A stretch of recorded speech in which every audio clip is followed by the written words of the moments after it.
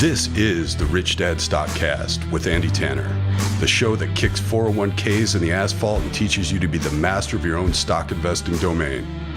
And here's your host, Greg Arthur. Thanks for joining the show. Today we're going to talk about a 9% guaranteed money investment opportunity. Now, here's the question. Is that fact or is that fiction? And we'll talk to Andy and see what he thinks. Before Andy jumps on, though, please hit the like. Please leave us some comments. And by the way, those stupid bots that are out there talking about some people who are the greatest coach ever, and then there's 37 bots under that bot. If you're leaving a comment, I don't know, just tell them to screw themselves or something. My gosh. Super irritating, and it's not appreciated. Sorry, Andy, I'm going to go off a little. I don't know. I take it as a compliment if they think that they can ride these coattails. That's. I think it's insulting to the audience is what I think. Because they're going to fall for this. But two, they're making a mockery out of the comments. Like when we're trying to read the comments and trying to find what people really want and stuff, and it's super frustrating. But so, anyways, I'll stop. Who cares, right? Who cares, right? This is not financial advice. Thank you on this one with a headline like that. I do want to be especially careful. So this is for education only. Okay. So Andy, I have before talked to you about guarantees and no risk, and every time you bash me down. You say there's risk management, but there's no such thing as no risk. Even when I write things, you cannot use the word guarantee. And you're pretty much the sledgehammer on this. And yet, to the audience, Andy came to me with the word guarantee. So I'm gonna blame you for this, Andy. Boy. So then I have to push back and say, Andy, I can't believe I said that. That's fiction. And Andy said, well, maybe it is, but it might be a fact. Well, so let's hear this, Andy. We're gonna delve into this, and we'll talk about what the guarantee really means and how this came about. One of the people on my team, key instructor for us, his name is Corey Halliday, and he took a traditional route. He got in the United States, we have something called a Series 7 license, lets you be a broker and make money by, helping people buy. It's like a real estate agent. You get a commission off people buying and selling, working at a broker. And then he got what's called a Series 4, and he became the head of option trading in his firm. He worked for a Wall Street firm, managed the risk of a floor of traders, hundreds of traders, and manage the risk for the firm. So he's our risk guy. And when I worry about risk, I go to him, and he said, hey, Andy, have you seen the, and I can't believe I didn't pay attention to this, but he says, have you seen the yield on the I bonds pop with the CPI? I says, it really would, wouldn't it? And so I don't buy bonds. I'm not a big bond guy. I have some bonds as we speak. But usually bonds don't yield like what a stock would or what a real estate investment would. So a bond is what we'll be talking about today, and we'll be talking about an I bond specifically. So first of all, bonds are so boring. So I'm curious how you're going to make this exciting. Well, not necessarily. They can be interesting and they can be complicated. What made me want to reach out to you to this, though, is as I was looking at the investment for myself and my kids and my wife, I thought, my dad might be a candidate for this. So I went over, and my dad's in his 80s. He's just a great sage, and he's the type of guy, his uncle was a World War II vet, and he's the type of guy that'd get a bunch of $1 bills, put a rubber band around him and hide them somewhere in the backyard, that type of thing. And so he had a little bit of cash. I said, Dad, you've lost 9% of your money, right? And he says, what do you mean? I said, well, if you just hold this under your mattress or at your neighbor's house or wherever you hide it, its spending power is 9% down. Try to take that same amount of money and buy gas with it now and see how far it goes. It's almost like if you're an employee, what has happened, imagine every employee going into their office and their boss calls them and says, hey, times are tough. We're going to knock your pay 10%. So instead of making, $50,000 a year, you're going to make 45. Or instead of making $100,000 a year, you're going to make 90. That's a pinch for a lot of people. And that's what 10% inflation does, is it takes your savings. What if the savings people called you and said, hey, you know that $100,000 you got in the bank? It's 90 now. I mean, that's how inflation steals. So as the government prints money, they steal. So one of the things that the government has is there's several types of government bonds. So I've taught my sons this way. I start with the lowest common denominator on bonds, which I say probably the most brutal bond business is the bail bond business. Okay, that's fair. I go, if you're in the part of town where it says bail bonds everywhere, you know to make a left and get out of that part of town. And so really when someone can't make bail, they borrow the money. So a bond is a loan and they borrow the money at an insane interest rate. We have things called junk bonds, high yield bonds.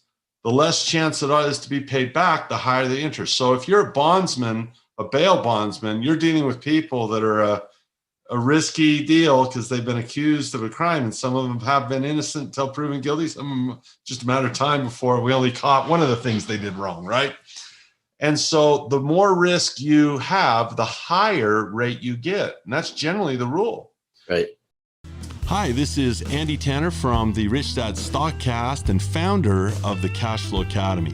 If you're enjoying what we're teaching here, then I think you'll also really enjoy a special on-demand web class I've created for you called How to Cashflow Stocks. I'm giving this free training to you because it's never been more important to enhance your financial education. Hey, who knows where the market will be next week or next year?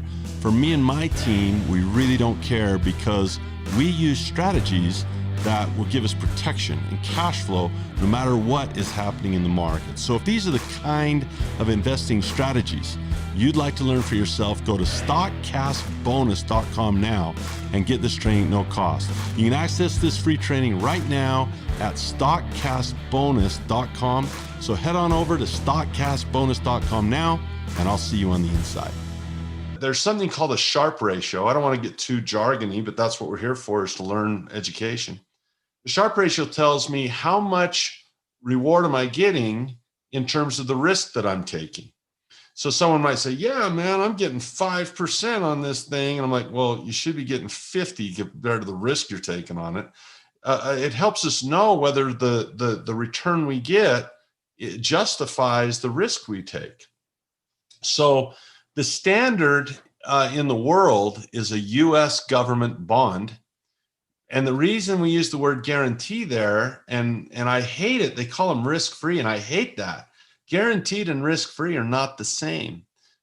Guaranteed means that you will get your money for sure because the people that have the printing press are borrowing the money from you. And if they don't have any, they'll hit the keystroke, print the money and say, here's your money. So the word guaranteed absolutely is valid in that you will get that money back. Now, what's not guaranteed is the value of the currency itself. So they call it a risk-free investment.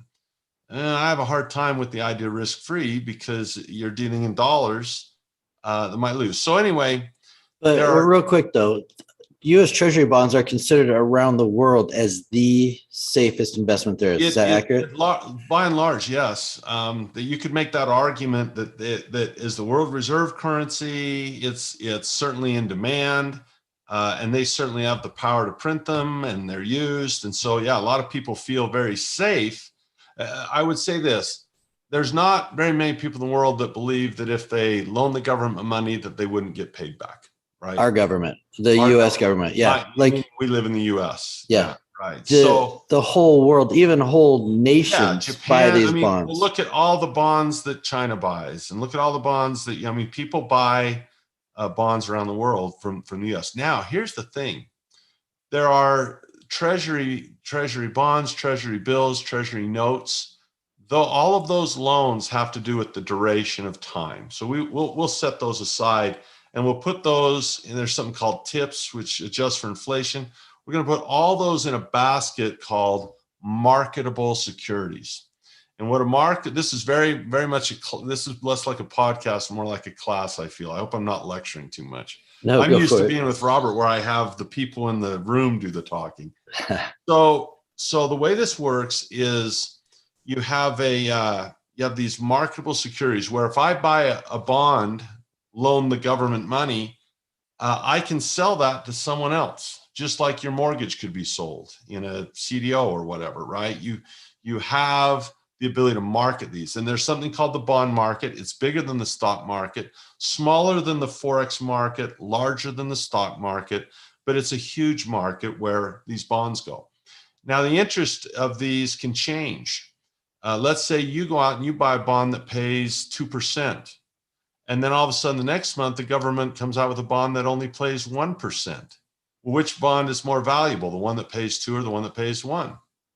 Right. You want the 2. Is that a guaranteed percent? They can't, it's not adjustable. That's right. It's guaranteed. It's locked in unless it's a TIPS. It's locked in. So if all of a sudden you buy a bond that pays 1%, and all of a sudden they come out with a bond that pays 2%, your bond is worth less. So weird. Interest rate goes up, your bond value goes down. Isn't that weird?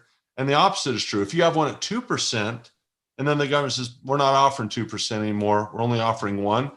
Since you have that 2% bond, you get a brag. You say, hey, I'll sell mine to you. Mine's 2%. So they'll pay more for yours than they will for the other one, simply because it's paying a higher yield, a higher rate of return. So here's what's interesting. There's non-marketable bonds, and these are called U.S. savings bonds, and they come in 2 basic types. One of them just pays a flat rate, and it's fixed, and it's usually pretty low, and the reason people do it is it's a safe place to put money. The other one that's a very interesting one is the one we're going to talk about here is called an I bond, and you can't get these at a bank. You can't get these at a brokerage. You can't get them from a dealer anywhere, and you can't sell them. They're not marketable. You can't get rid of them. You have to deal only with the U.S. government directly. And they have a website. If you want to put a link in, it's called Treasury Direct. There's a lot of education on there. It's not the most, it's a government website. It's not like the cleanest, best, you can tell it's a government website.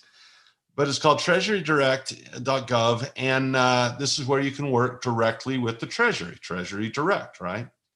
And what an I bond does is it resets an interest rate. It's a variable rate bond, and it resets every 6 months. I think it's May and October that it resets, I think. And what they do is they look at the inflation rate from the CPI, the core price index, and they say, hey, how are we doing inflation wise? And they take that and they adjust the rate to keep up with inflation. So this is actually bad news. People get excited about it, but the rate they will pay until October 22nd is when they'll reset this, is 9.62%, I believe. Double check me on that, but that's been the rate of inflation.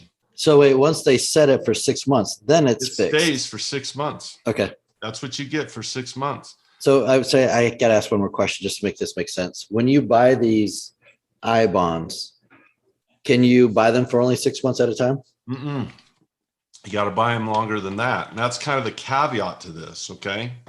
So, and they could change the rules. That's why I don't like talking about this stuff, because rules change and things change. And all of a sudden someone says, Andy said this is not that way anymore. Right.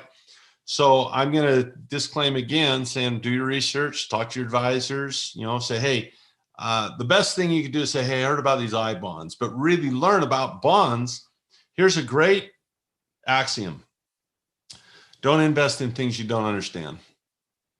How about that? People go to an advisor and they do it all the time. They have my advisor understands it. Well, I'm a Rich Dad advisor. I'm not your advisor, right?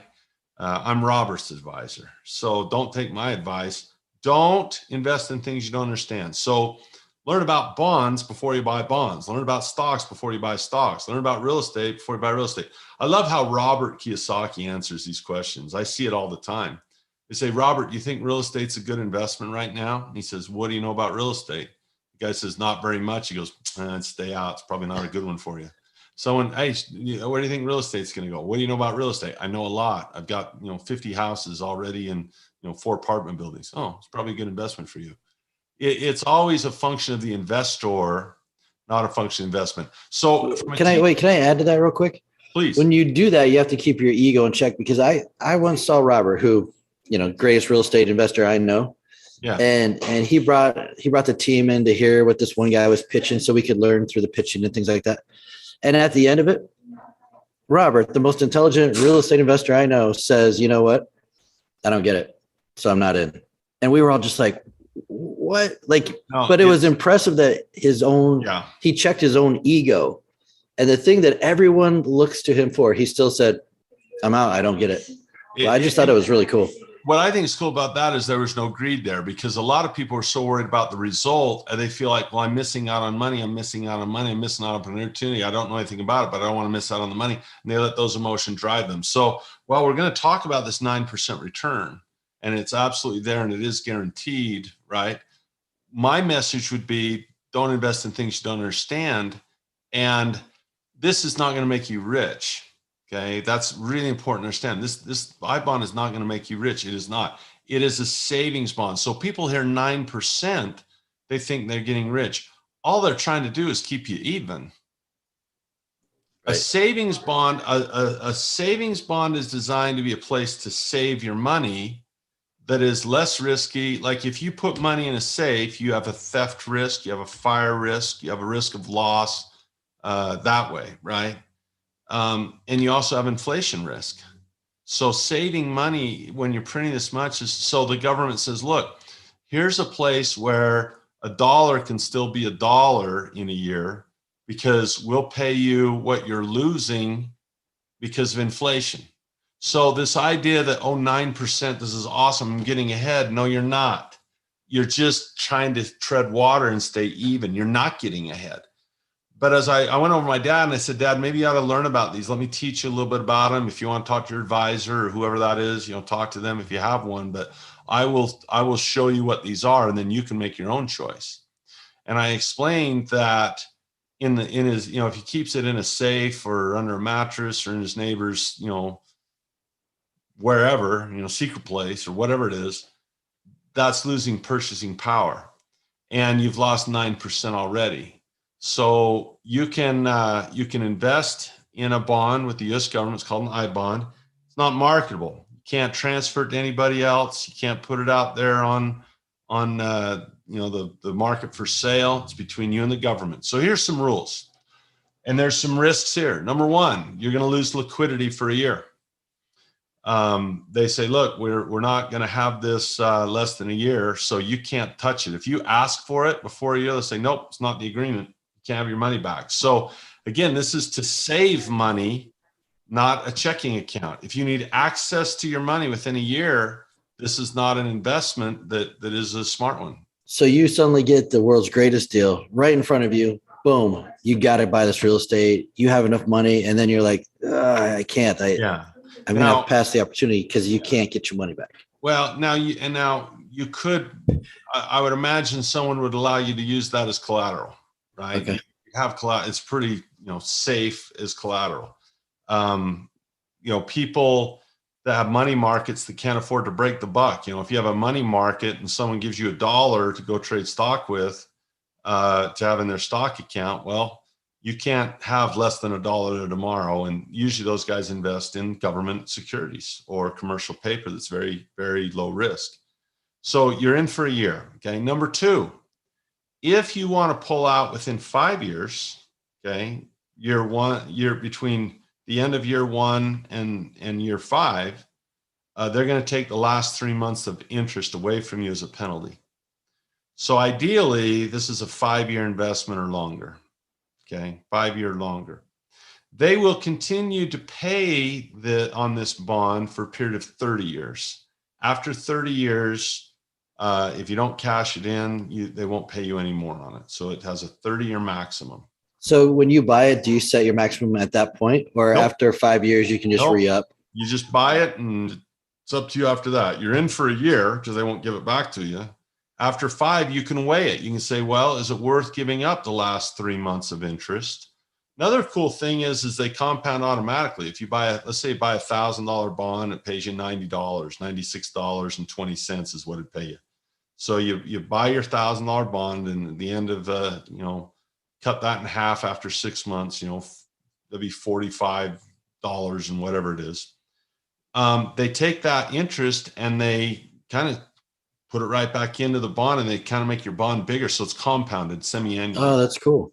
Yeah. So whatever it is, even if you get a paper one, some people like really want to have the paper one. This is bizarre.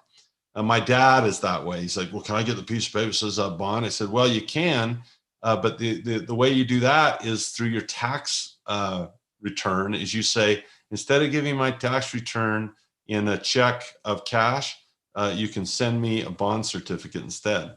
So they can either send you a check from the Treasury or a Treasury bond.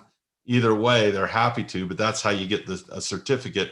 And even if it grows, they will keep track of that, and the interest will accrue. And if you go to cash it in, they'll do the math. After 5 years, there's no penalty. You can say, I want out, you'll keep everything. So a year, they won't give it to you. After a year, between 1 and 5, after that first year, 3-month penalty. It resets every 6 months. So if the inflation rate were to drop, then the interest would drop. So you're basically trying to keep even. So when people hear 9%, they get all excited. And yeah, they'll pay you your 9.62% right now until October. If we have more inflation, that rate will go up in October. If you have less inflation, that rate will go down. So it truly is not, you don't get rich by saving money. You don't get rich by saving money. Saving money is to have a place to put it that is safe. That's all it is. This is designed to be that with some inflation protection. So this is not a wealth grower. People are, well, 9%, I'll compound this and figure that. It's going to be variable. And so while you get all excited about 9%, realize, well, you lost 9% over your last 6 months anyway. This is just a way to get it back. Right. In the next 6 months. Can it go, let's say you put $100 in, it can't go below 100. It will not go below that. If you put, and what's interesting is, what the minimum is? It's $25. Oh, that's cool. I think, don't hold me to that. No. I put in more than 25, but I think now there's a maximum of 10,000. You can't do more than that. And that's, that makes like a non-marketable security, this is designed for individuals. It's an individual savings bond. Okay. It's not designed to be marketed and traded. It's to give. And I thought this is the only reason I said my dad, you might consider this and ask whoever you work with about it. As I said, if I know you're saving cash, there's a liability of theft. In LA, they have these follow home guys, and so if someone thinks you have money, that's not good. And a lot of older folks will save cash. I go, you don't want cash in your house. It's not doing you any good. You're not using it, right? So get it out of the house. Number 2, you're losing buying power tremendously, Dad. And as I see inflation hit, I at least want him to keep, where he's at and tread water. If your plan was to tread water anyway, well, great. Don't get sunk by inflation. At least keep pace with it somewhat. And so whatever the consumer price index, I call it core. I meant to say consumer price index, which is stupid because it pulls out gas and food, I believe. The Fed doesn't even use that one. The Fed uses, now I've spaced my stuff. It's a consumption, PCE, personal consumption expenditures, I believe it is. What they actually do spend the money on. But either way, it's in the ballpark, and it's an interesting investment. So you can do 10,000 for you, 10,000 for your wife, 10,000 for each of your kids once a year. That's the max they'll let you do. Isn't that interesting? The government will only let you save that much and protect that much of your money against inflation. I like it for what I like. Like I'm the same way. I think that you want to have. Like I look at savings for a rainy day if I needed cash emergency. So this isn't something that I would, put $1 million in over, 100 years. Right. It would be, it's a place to store cash, but it's not an investment a lot of people know about. When people ask me about it, they're like, really, that's there. So you can read more about, there's actually some decent education on their website. You can learn about what a T-bill and a T-bond is, right? T-notes, TIPS, TIPS, those are marketable bonds that adjust with inflation, but they're not nearly as aggressive in the adjustment as the personal ones are. So right now it's at 9.6%. That'll be good till October. If we continue to have inflation, they'll raise that or maintain it. If the inflation drops, the rate of return will drop, but you're in for a year. So we called it an investment a couple times here. Would you just call it a hedge to be realistic? No, I mean, what does investing mean? I mean, if you define it as wanting to get a return, well, it is giving you a return of more than you put in. Now, so I don't think you invest nor hedge. You say, is this investment a hedge? Yeah, it's both. It's an investment that is a hedge, might be a way to. I think I'll invest to hedge against inflation right here. But I'm certainly not buying a business. I'm not providing any service other than than helping the US government, right? I'm helping them with the money they need. And boy, do they need money. So they're willing to pay me a lot if I'll lock it up for a year and obey by those rules. So it is an interesting investment. I think it's important to know about it because let's say someone doesn't have any financial education. I believe in trying to strive for passive income above your expenses. I believe in cash flow and that type of stuff. So the stuff we teach is much more aggressive. And if you're Robert Kiyosaki and you have the cash flow game, you have the rat race and the fast track. Fast track investments are for accredited investors only. They are for insiders. They are the stuff that comes across my desk would never come across the desks of non-accredited investors, right? They don't get to play that game. And it's kind of silly because it's based on, you either got to have, like $1 million liquid other than your house to be a accredited investor, or you have to, I think you got to make like $300,000 a year between you and your wife, whatever those parameters are. It's not an education premise. So let's say someone's not an accredited investor, they don't know real estate, but maybe it's grandma who is storing her money in cash. Well, if we can help her by educating her on a place to keep that where inflation is still brutal, but it doesn't hurt her as bad. It's not investment get rich, but it's one that people might look into, ask your accountant, your financial advisor about, and see, and they can expand more on beyond what I have. Those basic rules: 10,000 max, 25 minimum. You can even set up a schedule. Like everyone will do this. You can set up an auto pay where you buy bonds on a regular basis. But please understand, think of this as what it truly is: saving money. Is it an investment? It's an investment in the US government. Are you saving money doing this? Well, you save money, keep it, hold it, whatever. I think I'd rather invest my money other places myself. But $10,000 to stow away for someone, okay, great.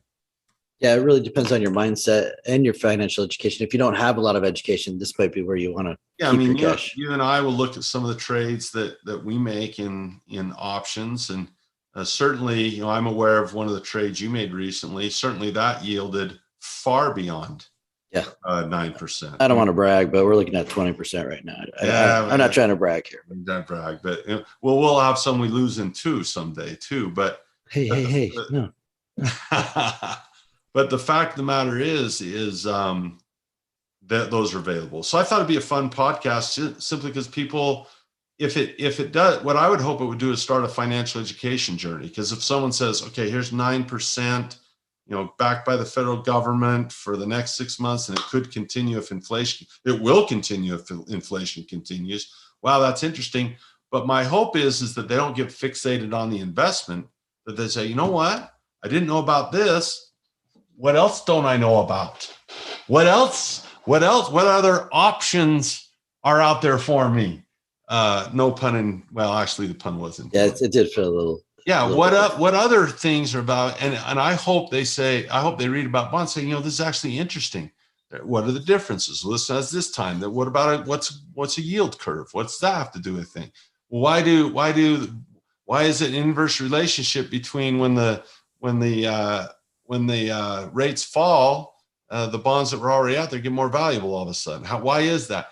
To start to learn would be if this was a gateway drug to learning, that would be a successful podcast to where people say, wow, there are stuff out there I did not even know about.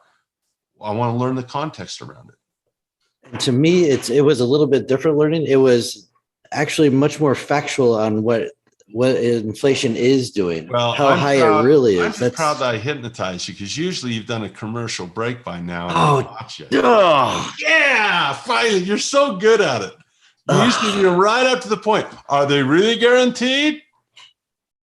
Hi, this is Andy Tanner from the Rich Dad Stockcast and founder of the Cashflow Academy. If you're enjoying what we're teaching here, then I think you'll also really enjoy a special on-demand web class I've created for you called How to Cashflow Stocks.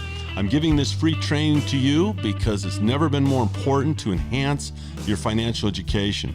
Hey, who knows where the market will be next week or next year? For me and my team, we really don't care, because we use strategies that will give us protection and cash flow no matter what is happening in the market. So if these are the kind of investing strategies you'd like to learn for yourself, go to stockcastbonus.com now and get this training at no cost. You can access this free training right now at stockcastbonus.com. So head on over to stockcastbonus.com now, and I'll see you on the inside. All right. Thanks for joining us back. And we did promise you a free gift. It's not a 9%, 10% hedge investment, but what it is something that can never be taken away from you, actually, which is really cool. Wow. This gift is from Andy Tanner, and it's called knowledge. And it's not just the knowledge that we hear on the show, but one of the things Robert always says is they can take your money, they can take your house, but you can always rebuild, because they can't take away your knowledge. And so in that vein, Andy has given us 3 or 4 webinars he's done in the past that you can go to the show notes, click on the link, and then you can listen to some of his past teachings, and they're really great. And if I could just 2 I really love. Zero to Cash Flow is incredible to me. Yeah. And then there's another one which is really important right now, and that's investing in a crisis, which obviously nails it. So I do want to recommend both of those, if I may, Andy. I'm so excited for the future. I know that there's a lot of volatility out there. There's a huge amount of problems, but the thing is, problems do nothing but create opportunities. And when we look at it through that vein, education that's where the value's at. So that's why I've been an education advocate for many, many years for financial education. And that's why I love and appreciate you, Greg, for getting together every week. Get a chance to share what little I've learned so far. And you're not just an advocate, you teach it. I've read some of the testimonials. You know what we should do?